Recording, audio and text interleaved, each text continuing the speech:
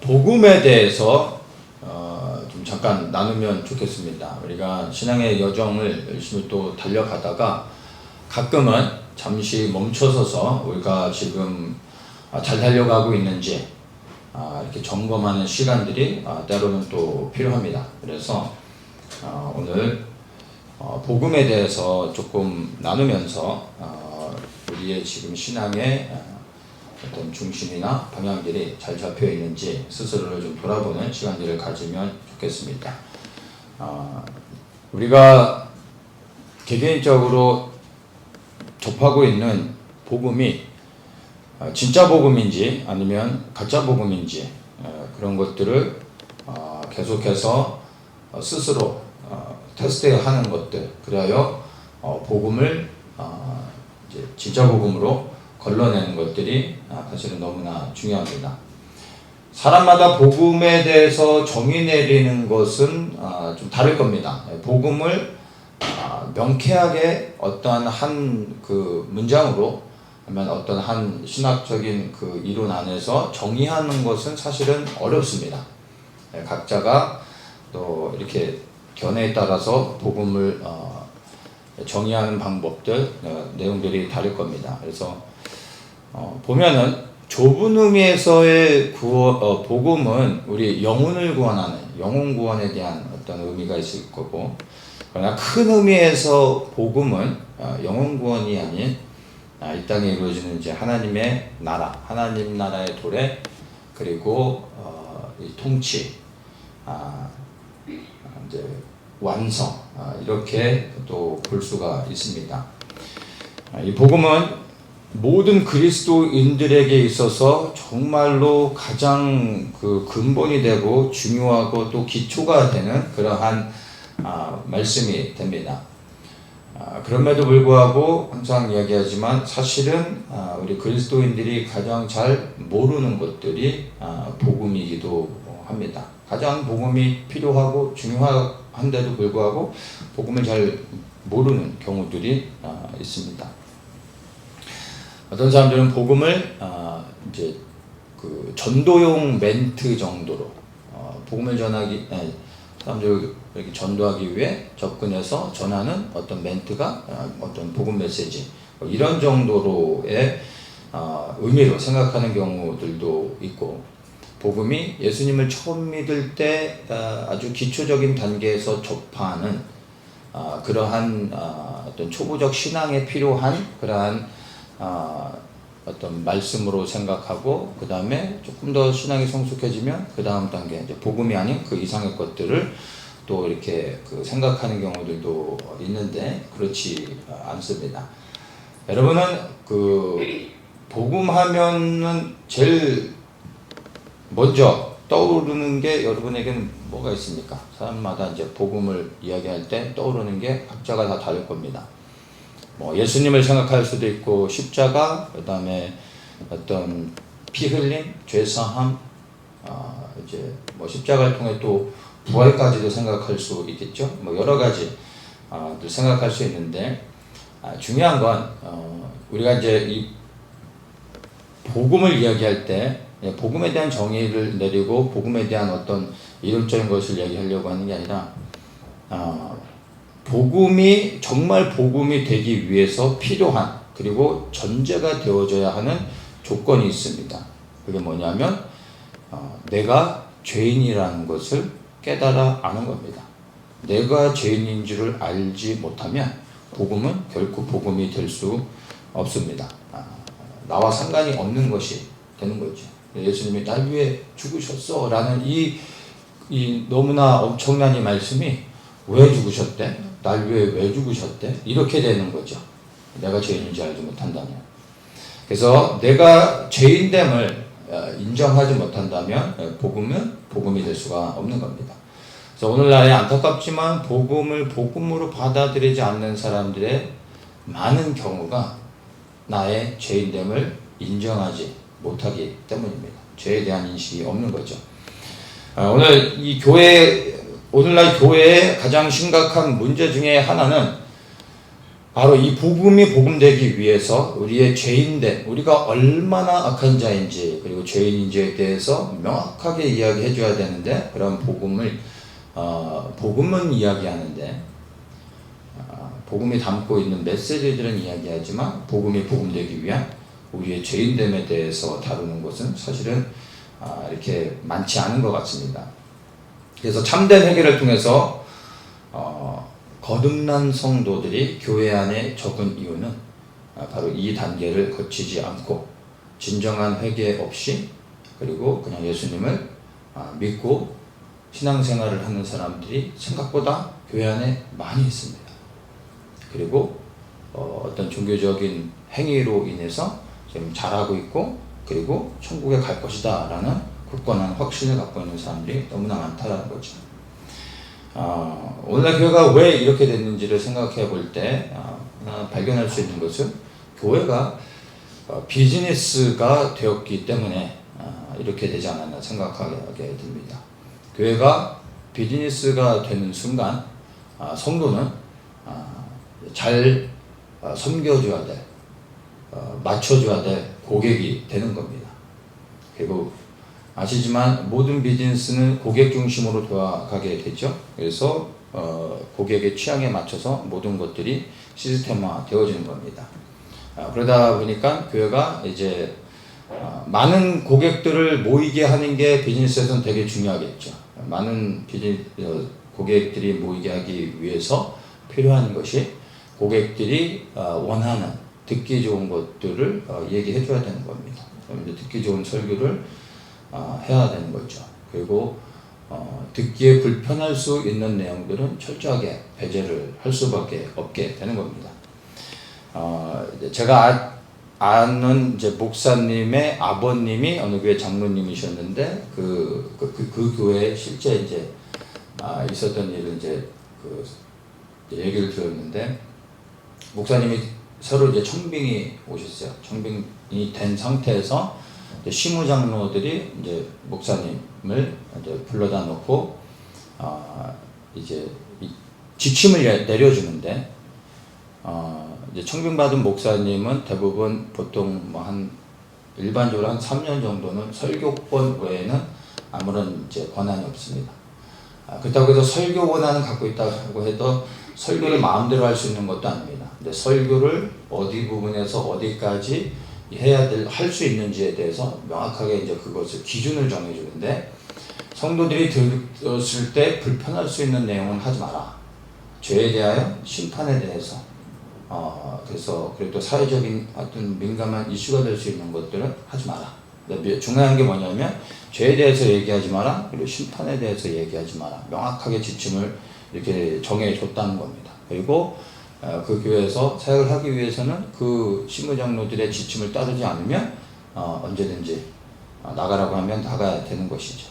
네. 그런데 그것이 어느 한 교회에 있는 일이 아니라 사실은 오늘날 대다수의 보통 교회들 안에서 흔히 일어나는 이제 그런 부분들입니다. 그래서 목사가 설교를 한다고 해서 원한다고 해서 뭐 자기가 원하는 거라기보다는 이제 소신 있게 설교를 할 수 있는 것이 아니라 굉장히 제재받는다라는 것을 여러분들이 아셔야 됩니다. 그리고 옥하는 목사님조차도 사랑의 교회를 개척하셨던 옥하는 목사님조차도 교회가 거대하게 커지고 난 후에 그리고 이제 교회 시무장로들을 통해서 이제 엄청난 그 메시지에 대한 어떤 압박들이 이렇게 공격이 오면서 이제 은퇴하시고 나서 목회자 세미나에서 고백을 했었죠.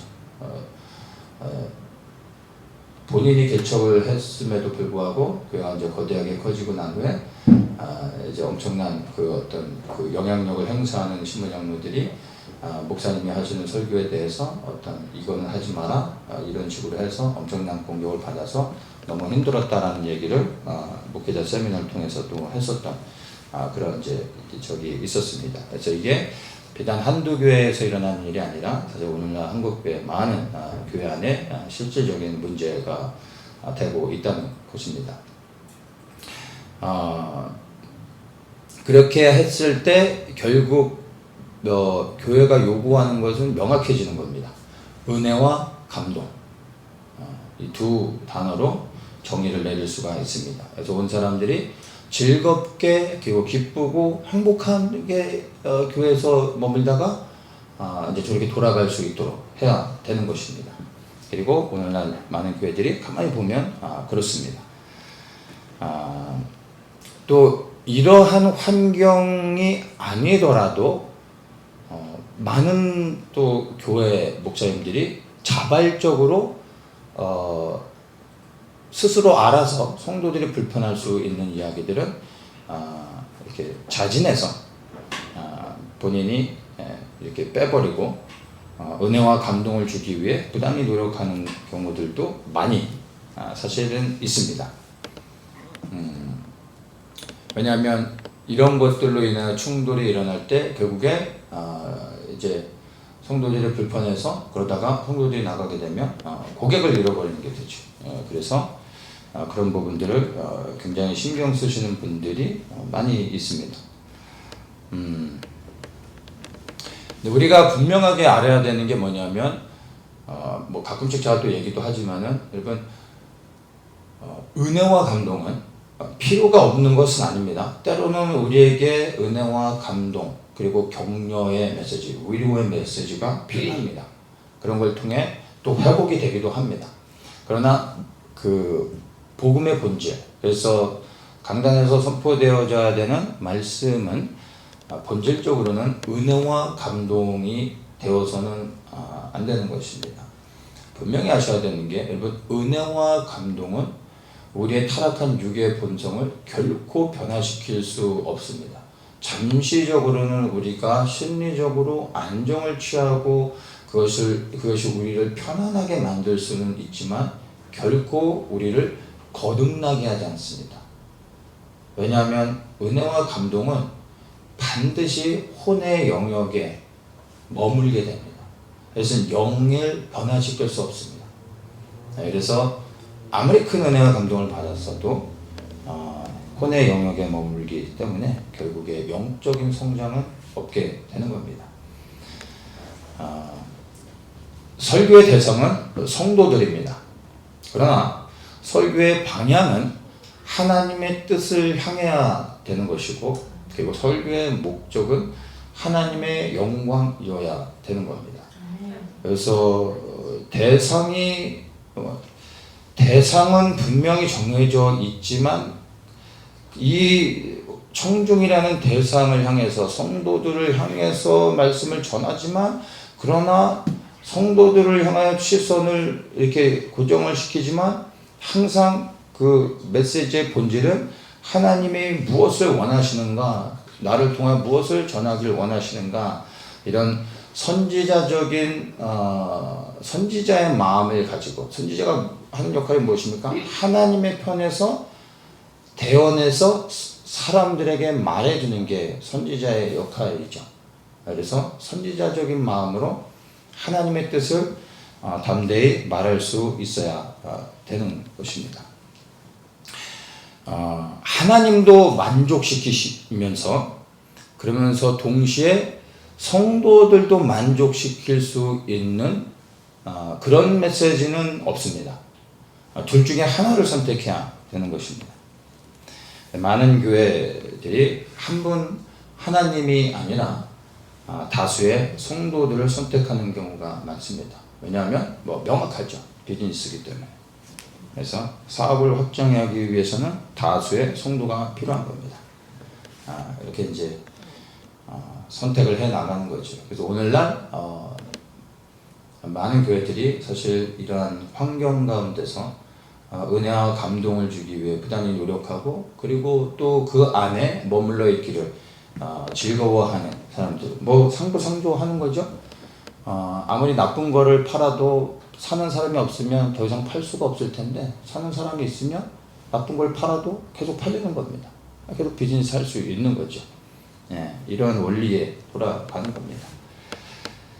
또한 우리가 이제 알아야 되는 것이 그 복음은 단순히 죄사함과 구원 그리고 영생에 대한 메시지가 아닙니다. 우리는 복음하면 죄사함에 대한 것들을 생각하고 우리가 이 복음을 통하여 구원을 얻는 것을 항상 생각을 합니다. 뭐 맞는 얘기죠. 틀렸다라는 것이 아니라 복음의 본질은 구원과 영생이 아니라는 겁니다. 그것은 좁은 의미에서 우리에게 있어서 너무나 중요할 수는 있지만 복음의 본질은 그것이 아니라 하나님 나라입니다. 그래서 하나님 나라의 복음으로 우리가 이 복음을 받아들여야 되는데, 하나님 나라의 복음으로 우리가 이것을 생각할 때 예수님의 죽으심, 그 죽음의 의미를 또 우리가 생각해야 되겠죠. 예수님의 죽으심과 그리고 죄사함, 그 다음에 부활, 승천.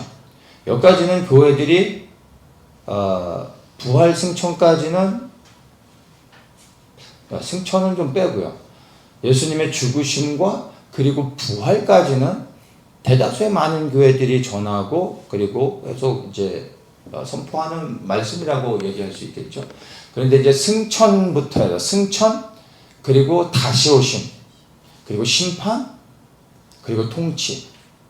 이 부분에 대해서는 사실은 거의 대다수의 교회가 말하지 않습니다.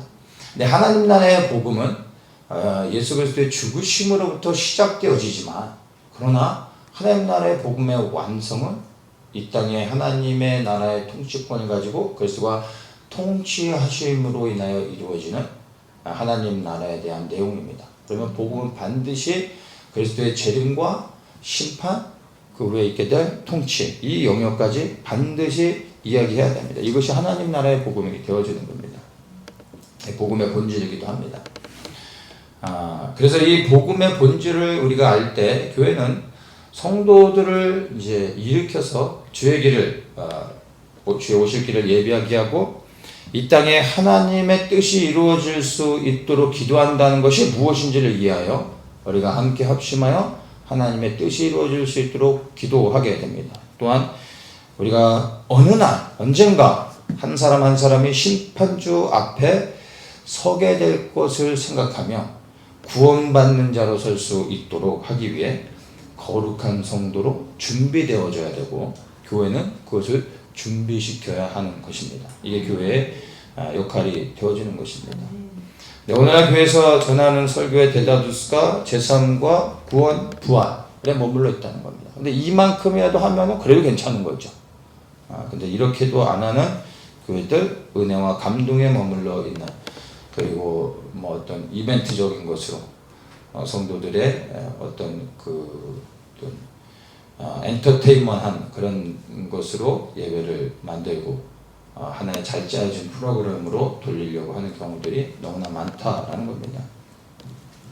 그래서 죄사함과 부활, 이것도 너무나 중요한 메시지이지만 부활의 메시지를 통하여 우리가 부활의 생명을 가지고 이 땅에서 이제 남은 날까지, 주님 앞에 서는 날까지 어떻게 살아가야 될지를 전하지를 못하는 겁니다. 왜냐하면 부활 다음에 메시지가 없기 때문입니다.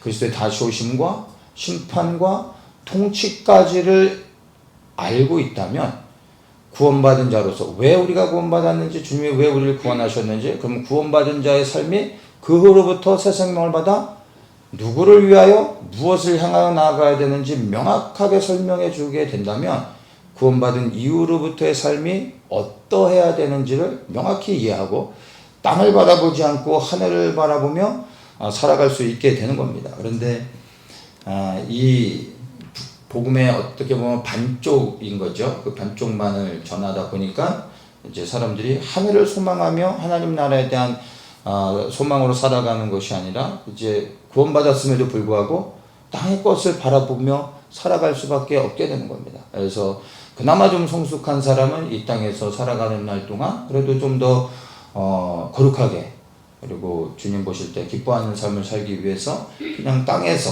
어떤 땅의 것들을 바라보고 땅에 대한 소망으로 제한되어져서 살아가는 경우들이 너무나 많습니다. 그러다가 죽고 나서 천국에 가는 것, 이게 전부가 되어버린 경우가 많다라는 거죠. 좀 안타깝죠. 교회가 왜 그리스도의 재림과 심판을 전하지 않을까? 이것을 곰곰이 저는 생각해 본 적이 있는데, 이것도 뭐 여러 가지 뭐 이유들이 있을 수 있겠지만, 한마디로 제가 정의한다면 이것 또한 비즈니스입니다. 비즈니스를 하는 교회들은 이게 불편해지게 만드는 겁니다. 성도들은. 그리고 이 두려워하게 만드는 거고, 흔들리게 만드는 겁니다. 그래서 이런 것들을 하지 못하는 겁니다. 성경에 분명하게 나와 있음에도 불구하고 이렇게 못하는 거죠. 이제 미국에서 목회할 때 저희 지방에 귀감이 되는 뭐 이렇게 좀 또 교회적으로도 굉장히 좀 사이즈가 있는 그런 이제 목사님이 계셨는데, 지방에 내에서도 영향력을 미치는 그런 목사님이셨는데, 이제 제가 이제 신학교 다닐 때 저하고 같이 공부했던 이제 전도사님이 그 교회 이제 전도사님이셨어요. 그래서 이제 뭐 제가 이제 마지막 때 전하고 이런 목사님 줄 아니까 저한테 이제 얘기를 해주셨는데, 그 목사님이 마지막 때를 이제 깨닫게 된 거야. 담임 목사님. 그리고 임박한 어떤 재림에 대한 그런 딱 깨달음을 가지고 성도들에게 이제 이 마지막 때를 전하기 시작한 거야. 그래서 새벽 기도 때 요한계시록 강해를 시작한 거야. 그러니까 마지막 때를 깨닫고 요한계시록 강해를 하는 사람과 마지막 때를 인식하지 못하고 신학적으로 요한계시록을 강의하는 거는 완전히 다릅니다. 이분이 이제 깨닫고 나서 요한계시록을 이제 전해야 되겠다 해서 요한계시록 강해를 하는데, 일반적인 신학적 강해가 아니라 현실 속에서 지금 우리가 마지막 때를 살아가고 있고 이제 주님의 재림을 준비해야 된다, 이제 이런 메시지가 계시록을 통해서 이제 성도들에게 이제 전해게 된 거죠.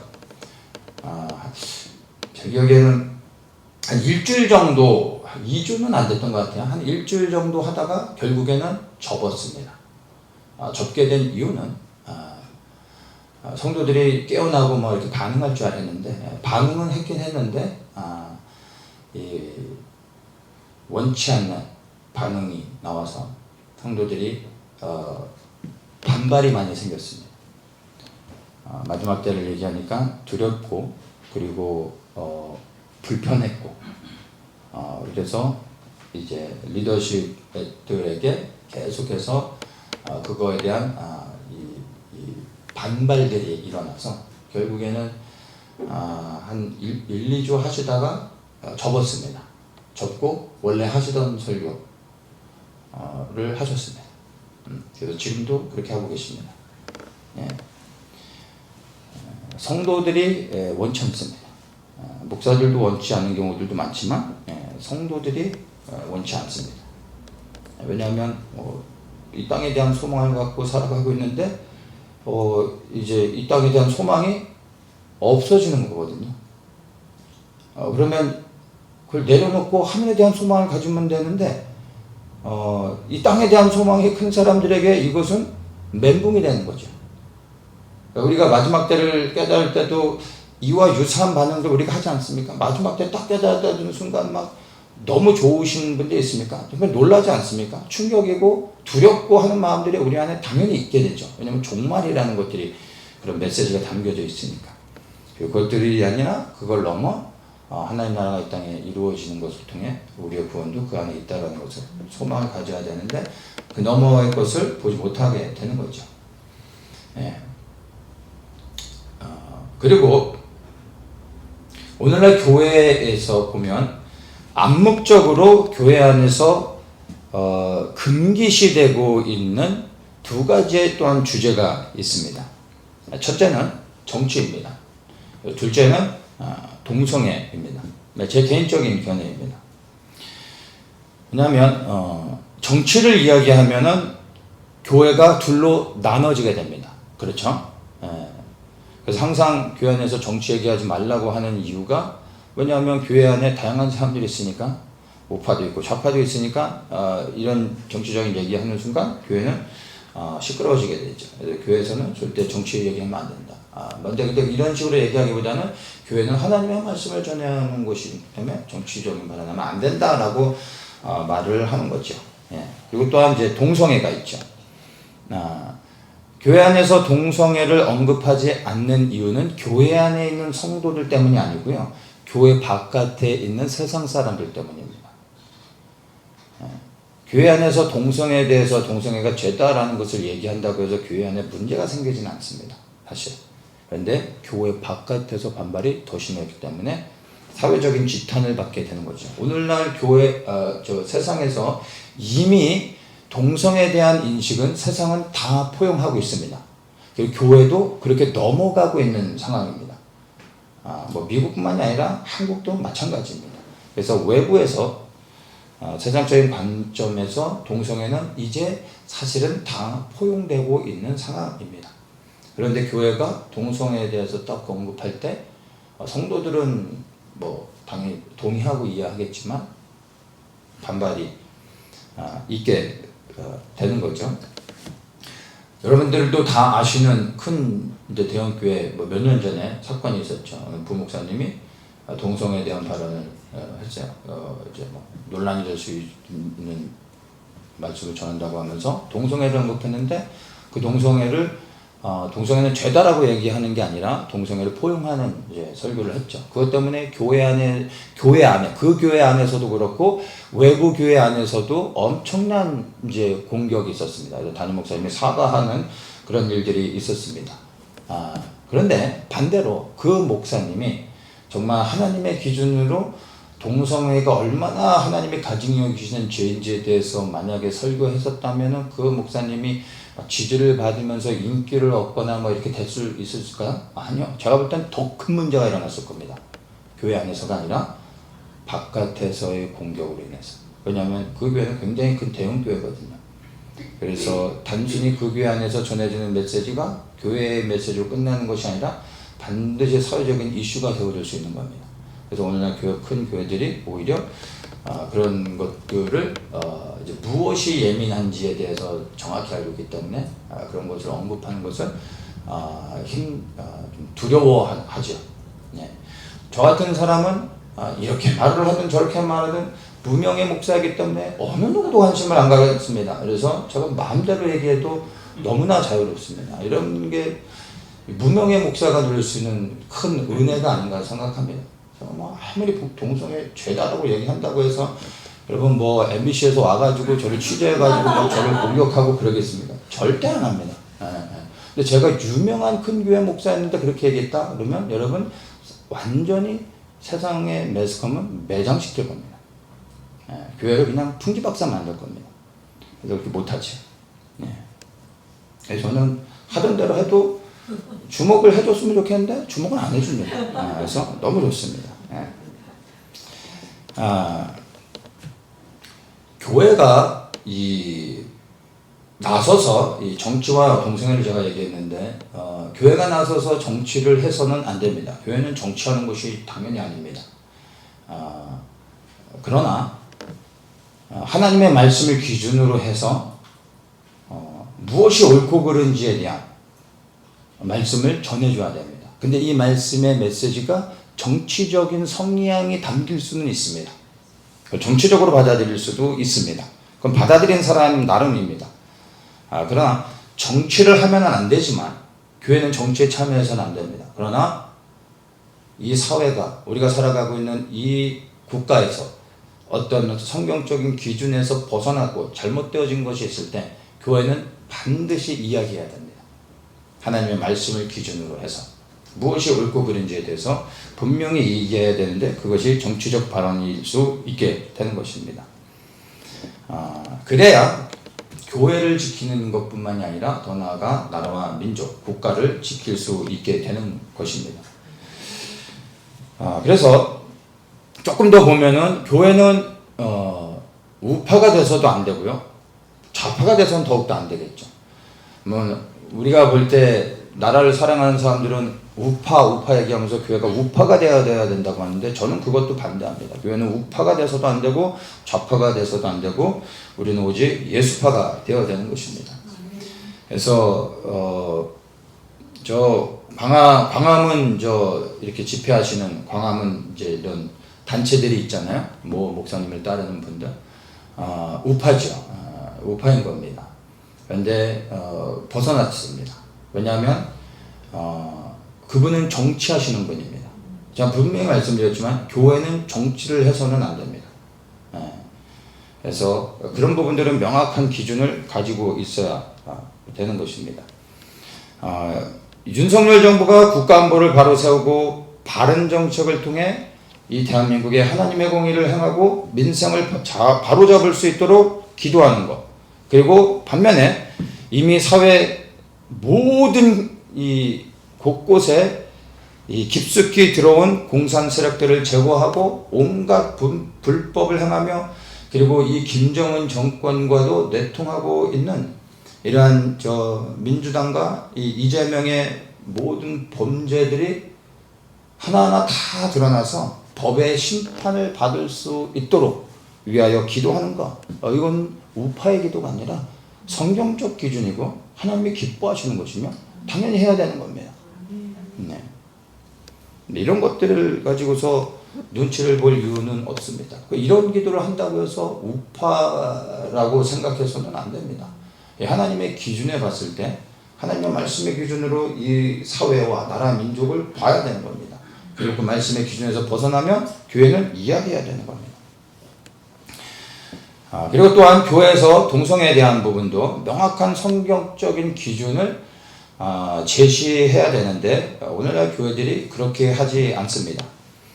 구약의 수많은 구절 가운데서 동성애가 얼마나 큰 죄인지에 대해서 분명히 우린 다 알고 있는 부분이죠. 그리고 로마서에서도 이 동성애가 얼마나 큰 죄인지를 이야기하고 있습니다. 그런데 이 동성애에 대해서도 한국 교회들이 명확하게 그리고 이런 것들을 소리내서 말해주는 이제 어떤 대표가 되는 그런 교회들, 이제 목사님들이 이런 것들을 해줘야 되는데 사실은 하지 않죠. 말씀드린 것처럼 이렇게 하면 저쪽에서, 저렇게 하면 이쪽에서. 이해되십니까? 이렇게 하면 안에서, 저렇게 하면 바깥에서. 이래나 저래나 공격을 받기 때문에 대부분 안 하죠. 이름만 되면 여러분 우리 한국교회를 대표하는 아주 그 덕이 있으신 이런 목사님 이름만 되면 다 아시는 분한테 몇 년 전에 꽤 된 얘기죠. 꽤 된 얘기인데 동성애가 핫 이슈가 돼서 교회 안에서 이렇게 많이 이제 거론될 때 그 목사님에게 많은 사람들, 많은 성도들이 동성애에 대한 명확한 어떤 그 목사님의 견해가 무엇인지 많이 물었습니다. 근데 결론은 끝끝내 동성애는 죄다. 동성애는 정말 하나님이 가증히 여기시는 죄고 이 죄를 지으면 하나님 앞에 심판을 받아 영원한 불못에 들어간다. 이게 뭐 어려운 겁니까? 명확하게 얘기해 줄 수 있는데 끝내는 아무 얘기하지 않았죠. 그래서 뭐라고 끝나냐면 나는 판단할 수 없다. 판단하는 자리로 가지 않고 나는 기도하겠다.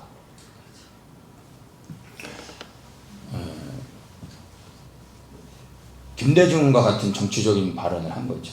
이렇게 이런 상황에서 나는 이런 의미였다 하면 또 그것도 맞는 얘기고 저런 의미였다 하면 저렇게 맞을 수 있는 아주 애매모호한 나 성경에서 여러분 죄에 대하여 하나님의 기준에 대해서 아주 명확하게 설명해 주고 있습니다. 동성애는 죄다. 하나님의 심판을 받는다. 돌이켜 회개하라. 너무 간단하지 않습니까? 여러분 이걸 수년에 걸쳐 박사학위까지 받아야 이해할 수 있는 내용입니까? 그냥 한 번 읽으면 다 아는 내용인데 그걸 명확하게 얘기하면 되지 무슨 난 판단하는 자리로 안 간다느니 이게 이제 오늘날의 교회의 현실이라는 겁니다. 그러나 최근에 대형교회 목사님들이 차별금지법 반대 시위해서 1인 시위해서 국회에 가서 팻말 걸어놓고 반대하고 이런 거 보셨을 것 같은데 많은 사람들이 여기 호응하면서 역시 깨어있는 목사님 그렇게 얘기하는데 제가 공격하려고 하는 건 아닌데 하다 보니까 이런 얘기도 하게 되는데 차별금지법 당연히 반대해야죠. 차별금지법을 교회에서 찬성하는 데가 어디 있겠습니까? 당연히 반대하지만 그러나 차별금지법을 반대하기 위해 나가서 국회에서 1인 시위하고 하는 것들도 너무나 필요하지만 사실은 그 안에 숨겨져 있는 동기를 자세히 보면요. 결국엔 그것은 비즈니스와 연관이 되는 겁니다. 차별금지법이 통과가 되면은 교회적으로 어려움을 겪게 되겠죠. 당연히 모든 교회들이 어려워지는데 제일 큰 타겟은 큰 교회들입니다. 그래서 쉽게 얘기하면은 비즈니스를 지키기 위해서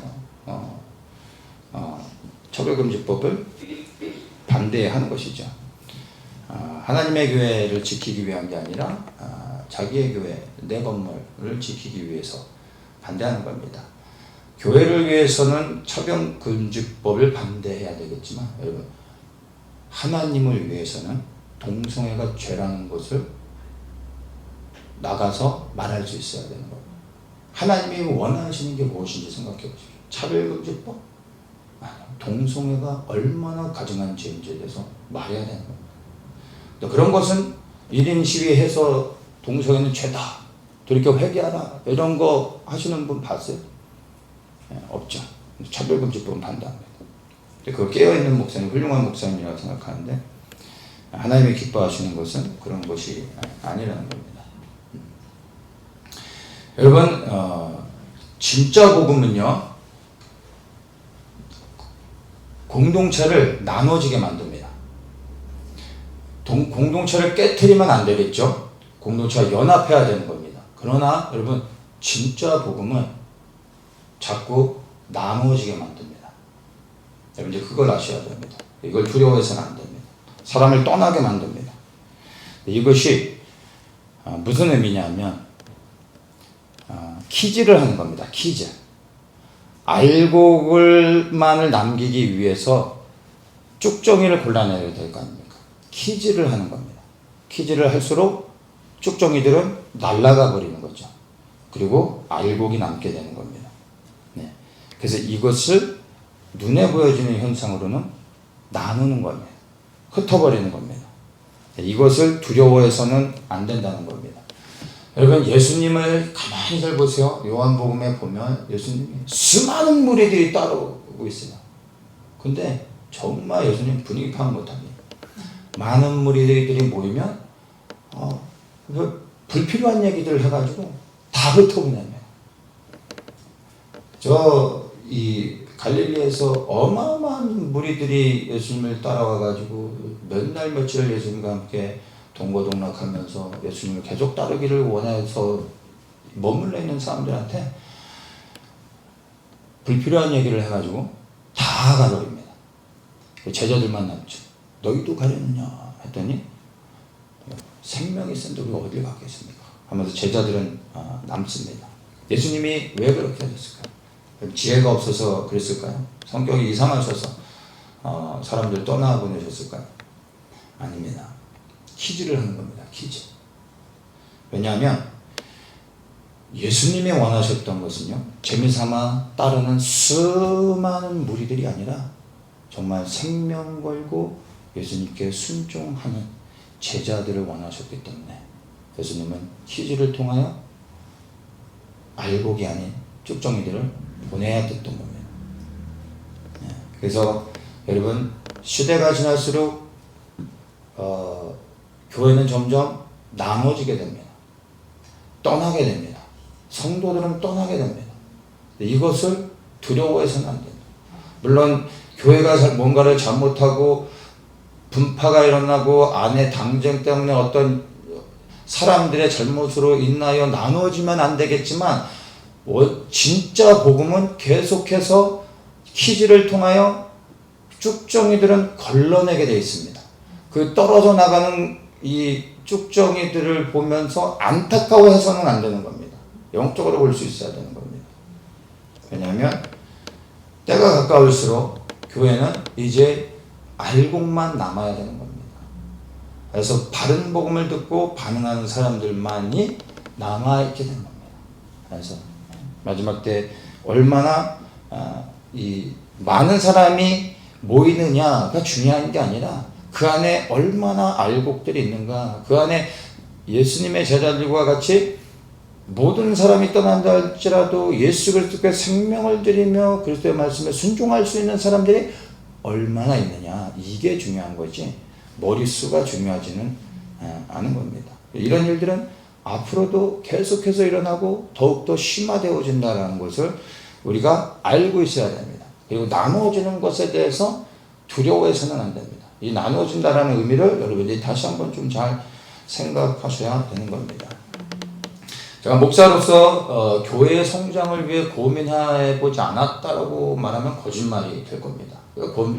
고민을 안 해봤겠습니까? 심히 많은 고민을 해봤죠. 어떻게 하면 좀 더 많은 사람들이 모일 수 있게 할까라는 고민들도 해봤고, 그리고 이제 저보다 앞서 목회를 하신 많은 목사님들의 이야기들도 귀 기울여 들어도 봤습니다. 근데 제가 이 고민에서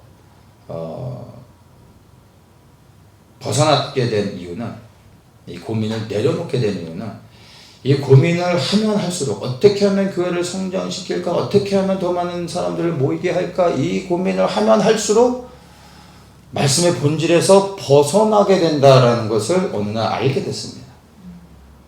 그래서 고민을 통해 문제를 해결할 수 있는 것이 아니고, 이 고민 자체가 이미 벗어났다라는 것을 제가 알게 되고, 그 다음에 이것을 내려놓게 됐습니다. 성장을 고민하는 순간 하나님의 기준이 되지 못하고 사람의 기준이 됩니다. 사람에게 모든 초점을 맞춰야 됩니다.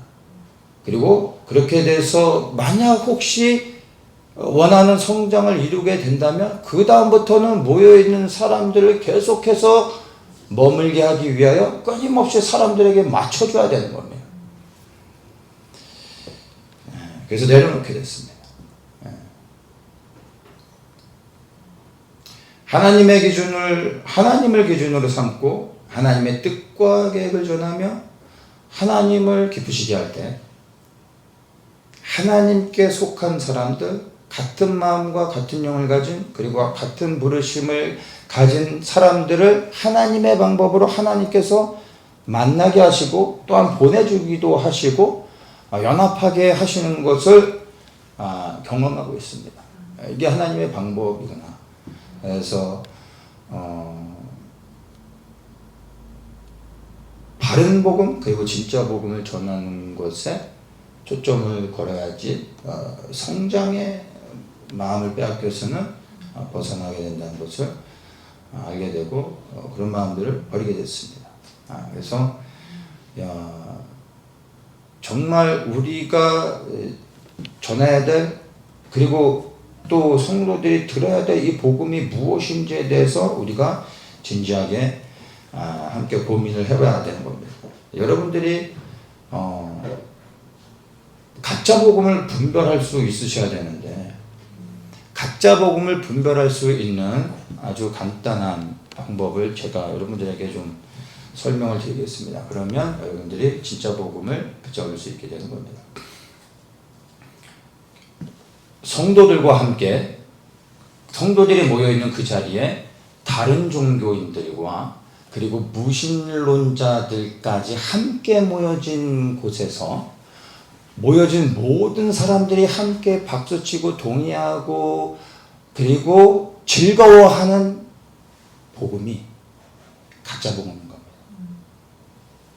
모여진 모든 사람들을 만족시킬 수 있는 그 복음, 그것은 가짜 복음인 겁니다.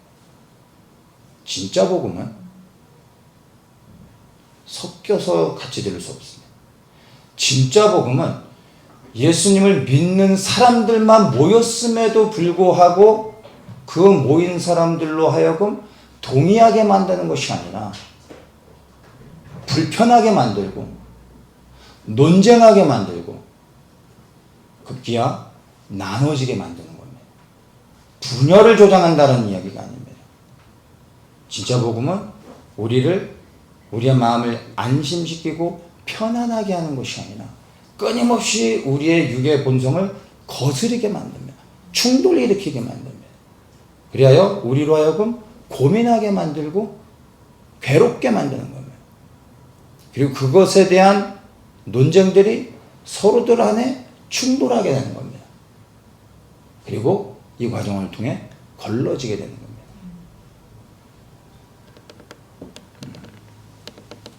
진짜 복음은 우리의 심령을 찌르고 불편하게 하고 그리하여 죄를 심판하시는 하나님을 두려워하게 하는 겁니다. 그래서 끝내는 주님 앞에 나와 죄를 회개하고 진정한 변화를 이루어내게 만듭니다. 이 과정이 없이 주님 앞에 나아가 나의 육의 본성을 내려놓고 거듭난 그리스도인으로 바뀌어질 수 없는 겁니다. 우리를 끊임없이 불편하게 하는 것이 진짜 복음이라는 겁니다. 그러나 가짜 복음은 우리의 혼을 건드려서 마음을 편하게 하고 여전히 살던 대로 머물러 있도록 해주는 겁니다. 그래서 거듭나지 못한 채로 계속 살다가 천국 갈 줄 알았는데 나중에 정말 큰 충격을 받게 되는 겁니다. 여러분, 수많은 성경의 지식과 정보는 쌓아가고 있음에도 불구하고 나를 그리스도께 굴복시키지 못해서 내 자아와 처절하게 싸우고 있지 않다면 여러분들은 속고 있는 겁니다. 가짜 복음으로 인하여 여러분들은 벗어나 있는 것으로 생각하셔야 되는 것입니다. 여러분이 듣고 깨닫고 알고 있는 그 말씀들이 여러분들의 심령 안에서 충돌을 일으켜서 고민되게 만들어야 되는 거예요. 불편하게 만들어야 되는 거예요. 그래서 내 자아가 끝내는 그리스도께 굴복되어져서 말씀을 따라 동의만 하는 것이 아니라 나의 뜻을 내려놓고 주님의 말씀에 순종하여 이제 주님이 내게 명하시는 것을 따라 살아야 되는 겁니다. 그 삶까지 나아가야 되는 겁니다. 이것이 진짜 복음이 가진 능력이 되는 거예요. 여러분들은 진짜 복음을 듣고 있는지 아니면 가짜 복음을 듣고 있는지, 그리고 그 복음에 대하여 여러분들은 어떻게 반응하고 있는지를 보시면서 여러분들의 신앙을 점검해 보셔야 되는 겁니다. 앞으로 교회를 흔드는 수많은 진동들이 더 있을 겁니다. 이번에 에즈버리 뭐 이런 것들은 아무것도 아니고 그 이상의 심각한 교회 안에 더 많은 진동들이 있게 될 겁니다. 그러면 그때 다수의 성도와 건물을 지키려고 하는 교회는 복음을 버리게 될 겁니다. 그러나 예수 그리스도 이 복음을 택한 교회는 보이는 것을 모두 다 잃겠지만 그러나 그 끝에는 영원한 생명을 얻게 될 것을 저는 확신합니다. 사랑하는 우리 모든 성도님들이 진짜 복음 앞에 설 수 있기를 예수님의 이름으로 축복합니다. 그리고 복음이신 예수님이 여러분들의 삶을 통치하실 수 있도록 여러분들의 자아를 내려놓고 주님께 통치권을 드리십시오. 그분이 통치하게 하십시오. 그리고 복음이 명하는 것을 따라 순종하며 사십시오. 복음은 우리에게 이 땅에서 평안과 안정을 단 한 번도 보장한 적이 없습니다. 그러나 복음이 우리에게 분명하게 보장해주고 있는 것은 이 땅이 아니라 하나님의 나라가 이 땅에 임할 때 영원한 생명을 얻어 그곳에서 주님과 함께 영원토록 하나님을 섬기며 살아가게 될 것을 분명하게 말해주고 있습니다. 우리는 이 하나님 나라에 대한 소망을 가지고 이 땅에서 복음과 함께 기꺼이 고난을 받을 수 있는 삶으로 우리가 나아갈 수 있어야 된다는 것입니다. 그러한 성도님들이 되시기를 축복하고 이 일들을 위하여 지금 내가 듣고 있는 복음이 무엇인지를 다시 한번 생각하면서 그 복음 앞에 여러분들이 어떻게 반응해야 될지, 나는 지금 어떻게 살아가고 있는지 다시 한번 점검하십시오. 그리고 이것을 통하여 여러분들이 정말 다시 한번 생명 얻는 그 표대를 세우고 새롭게 달려갈 수 있기를 축복합니다.